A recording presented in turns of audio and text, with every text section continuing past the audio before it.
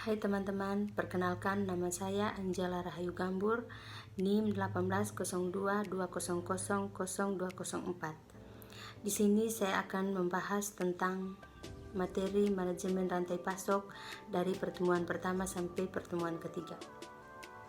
Baik, saya akan mulai.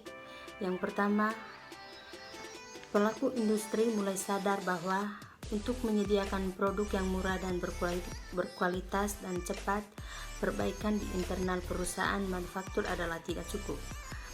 Yang kedua, peran serta supplier, perusahaan transportasi dan jaringan distributor adalah dibutuhkan. Yang ketiga, kesadaran akan adanya produk yang murah, cepat, dan berkualitas inilah yang memunculkan konsep baru dari tahun 90-an, yaitu supply chain management. Supply chain and SCM adalah jaringan perusahaan-perusahaan yang secara bersama-sama bekerja untuk memproduksi atau menghantarkan suatu produk ke tangan pemakai akhir.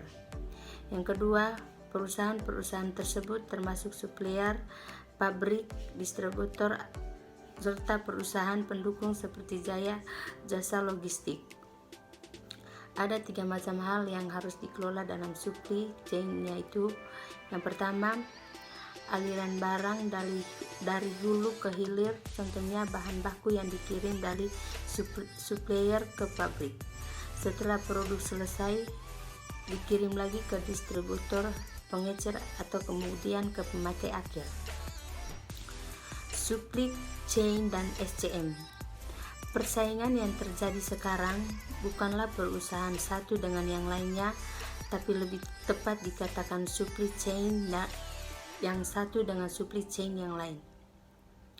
Semangat kolaborasi dan koordinasi antar perusahaan dalam supply chain harus diutamakan, tapi tidak mengorbankan kepentingan tiap individu perusahaan.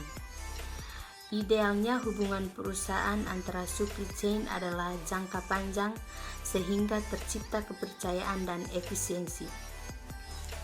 Supply chain dan SCM ialah apakah perusahaan Indonesia telah menerapkan SCM dalam perusahaannya? Jawabannya adalah pada hakikatnya mereka semua memiliki metode atau pendekatan dalam mengelola supply chain mereka, namun tidak semua dari mereka yang menerapkan pendekatan yang integratif dan kolaboratif. Pengembangan produk sangat penting, terutama bagi industri inovatif seperti industri garmen, komputer, elektronik, dan lain-lainnya.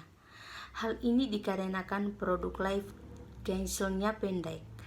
Yang kedua, menghasilkan sebuah rancangan produk bisa memakan waktu atau biaya yang sangat besar, padahal di sisi lain perusahaan dituntut untuk bisa menghasilkan rancangan dalam waktu cepat dan biaya yang murah.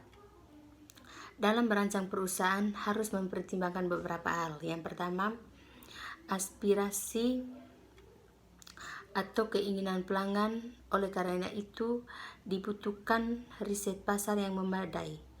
Kedua, produk yang dirancang harus mencerminkan ketersediaan dan sifat-sifat bahan baku. Dalam praktek SCM modern, melibatkan supplier adalah kunci dalam proses perancangan produk baru. Pengembangan produk.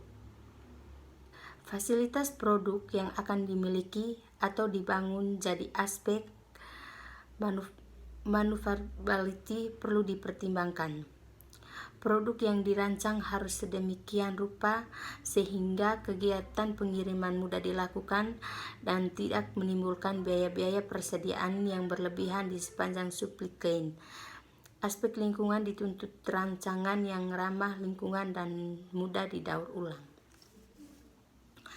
Pembelian atau procurement dituntut mempunyai keahlian bernegosiasi, memiliki kemampuan untuk menerjemahkan strategis perusahaan ke dalam sistem pemilihan dan evaluasi supplier. Tugas rutinnya adalah melakukan pembelian bahan baku, komponen, jasa, dan sebagainya.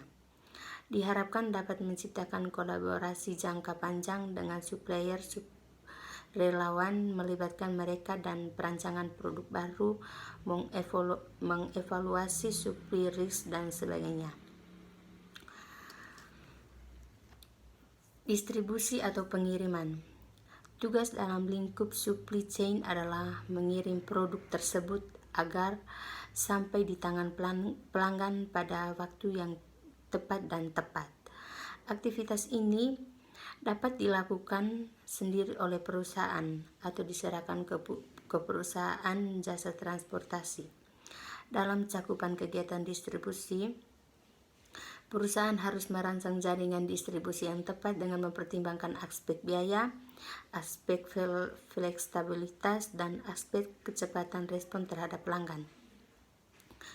Fungsi fisik dan mediasi pasar. Yang pertama, kegiatan mediasi pasar bertujuan untuk mencari titik temu antara apa yang diinginkan pelanggan dengan apa yang dibuat dan dikirim oleh supply chain.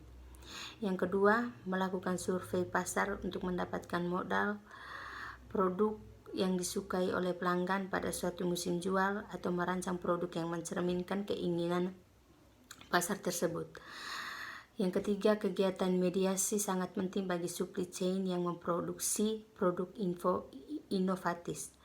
Yang keempat, kegiatan fisik dan mediasi pasar harus berjalan dengan sinergis dalam supply chain. Elektronik. Salah satu model pengadaan yang mendukung hubungan jangka pendek adalah auction, yaitu suatu aplikasi yang mendukung kegiatan lelang yang dilakukan secara elektronik. Pada model ini, pembeli bisa mengundang beberapa calon supplier untuk menawarkan harga atas produk yang dispesifikasi dan jumlah tertentu dalam waktu yang telah ditentukan.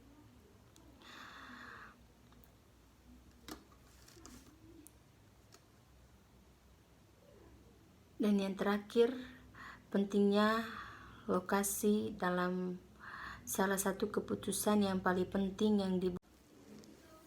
Baik teman-teman, sekian penjelasan dari saya. Terima kasih.